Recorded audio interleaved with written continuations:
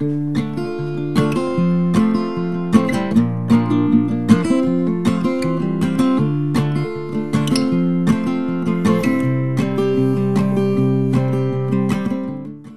have a farm, and I had gone out in the morning and knocked out all the stalls and took care of all the horses. It was a freezing cold day. It was unusually cold. It was a record breaker. And my husband had woken me up. He was going to work in New York that day, and he said, make sure you dress really warm when you go to the barn. Thank God he said that to me. And I said, okay. So I went upstairs to restock the hay room. I went up to the hayloft. And as I was climbing down the hayloft, the ladder was attached to the wall, and my foot slipped between the wall and the ladder. And I thought, oh no, you know, there's so much that goes through your brain in like a second. And I thought, oh no, I'm going to be hanging upside down in this hayloft. So I took my other foot and pushed out of the ladder. And that would have been fine, except where I landed on the ground, there was a board. There was like a big 2x4 nailed to the floor for whatever reason.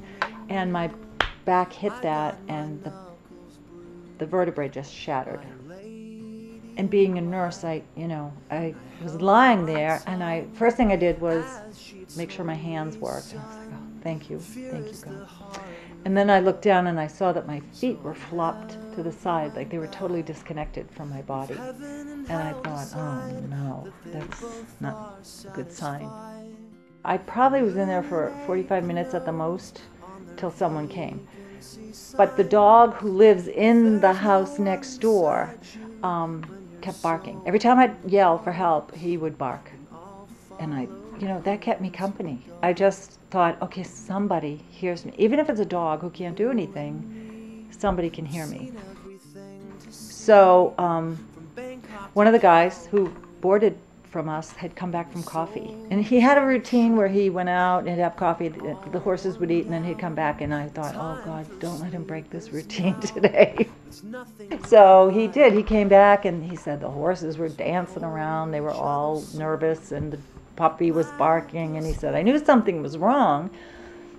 And I heard him come in, so I was calling for help, but my voice was so muffled because I was up there. And in winter you have a barn full of hay, so because it's got to last you the whole winter and through spring. So he said, I couldn't figure out where you were. I heard this muffled voice, so he did come up. I was in the hospital for 2 months. So after I recuperated from this first surgery, they went in and cleaned everything up and put rods in to stabilize the spine. And then a month later I had a second surgery.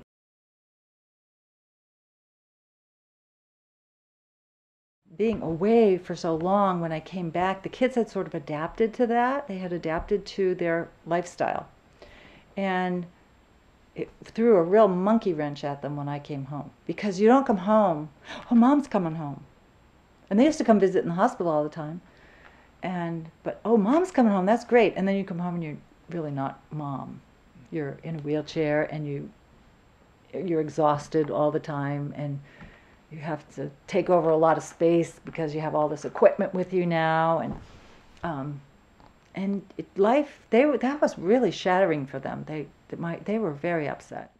The thing about it is that when you have, every day you have a new challenge, and the challenge is not what you had anticipated, 10 years ago, but new challenge, like, how are we going to do this? How are we going to do that?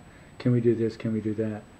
It's just different, In the old days, go get that suitcase and I'll get these suitcases and we'll get in the car together. But no, that doesn't happen now. It's like, you got to get those 3 suitcases into the car. How are you going to do it? It was really crazy to come home and be a patient and have to do patient things like, catheterize yourself in the bed next to your husband.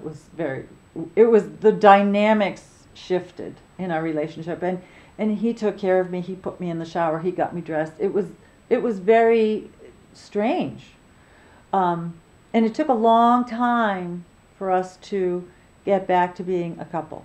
It took little bits at a time, but you do it.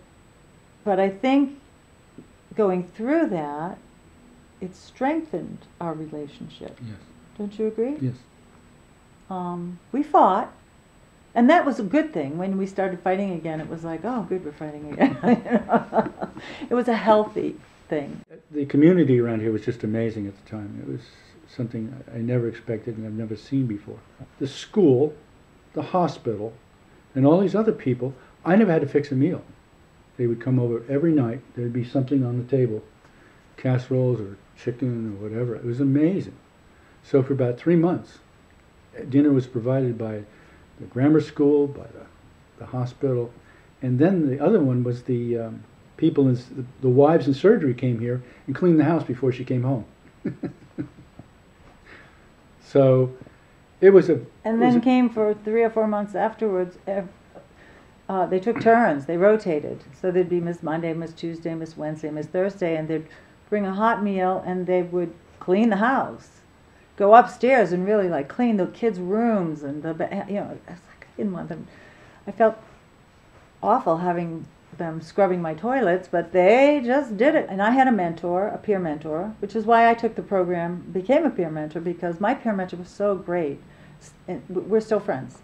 And she prepared me for a lot of emotional things that would happen. That Paul was doing the laundry and driving the kids and he had just gotten into a rhythm. When I came home, I realized, I just can't be a patient here. So I said, you're going to have to start letting me take back some control.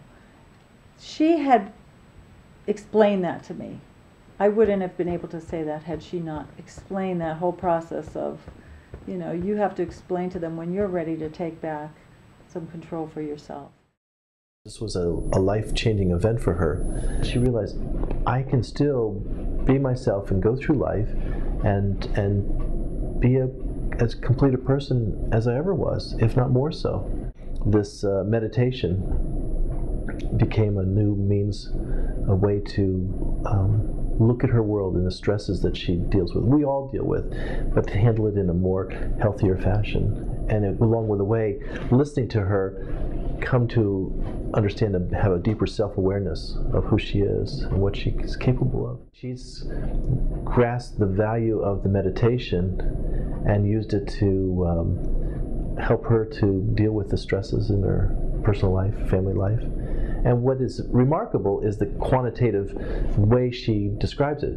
Instead of taking 6 Lyrica tablets, 600 milligrams, she takes 200. That's a very sizable 75% diminished amount of medication for the same effect. Similarly with the tramadol, the other pain medication, now she can take a third the amount of dose. It is important to read and to research and to be aware of what's happening and to belong to groups that are giving you that information. And, medicine only takes you so far. It's good. I would be very uncomfortable without my medication, but it can't be the only way that I treat pain, and that would be ridiculous because I would be in a fog. Drooling, and that's not appropriate. You want to live. You want to be able to live. In chronic pain, you just have to get used to the fact that you're going to always be in pain. How can I make that pain get down to a point where I can coexist with it? So that's what I've learned to do. Rather than fight it, you learn to coexist with it. You learn little tricks. And then sometimes you have to give into it and you say, okay, it's really bad. I'm going to go lay down, put some ice on, relax. When she came home and they wheeled her in here, I could not believe it. How are we going to cope with this? And the progress she made was so quick, and she's been extremely independent. And I do the laundry. That's about all. And she's self-propelled, and she has an amazing spirit. I see this accident as a blessing. And I know that sounds crazy. But when you go through life, life is a learning experience. It's a journey. And this was something, being paralyzed was something that I always was fearful about because I was a nurse. And so I thought, oh God, that would be so awful. I don't think I could do that. They would do that. Let talk. And it happened. And I met incredible people in spinal cord injury support group. Oh my gosh, that was incredible because we went through it together. And some of them are so injured and they're so young, and to watch them go through it with grace and watch their struggles, and we're all in there trying to outdo one another with who's got the worst bathroom story. I really grew to love them, and when I would get kind of cranky, Paul would say, you really need to go to spinal cord injury support group. My mentor, Marcia, she was incredible. She still, travels and does all kinds of things, and she's got a spinal cord injury. And the people I mentored, young people, each person, it's a blessing to meet each new person. The kids in my dance class, I had a girl who was a C1 spinal cord injury. She blew through a tube to operate her chair, and she called herself a dancer. She was a dancer. That's how she defined herself. That's a miracle. So there are lots of little miracles that happened as a result of this injury. And my life went on. My life is rich. I don't know. I think it was meant to be. Oh my God, marble in the middle of the Hershey Theater is very slippery, and here I was walking out to the ticket counter, and I just went, boom. I was down before I knew it. Everybody was like, oh my God. Of course, there were 1,000 people there. There was a whole line of people getting tickets and all these, and it's so embarrassing. And you're down there, and I just thought, oh, you don't know whether to cry or swear. I remember that day I said a little expletive to, and I look up and there's this adorable little face looking down at me, and he's saying, I'm a Boy Scout, are you okay? And I thought,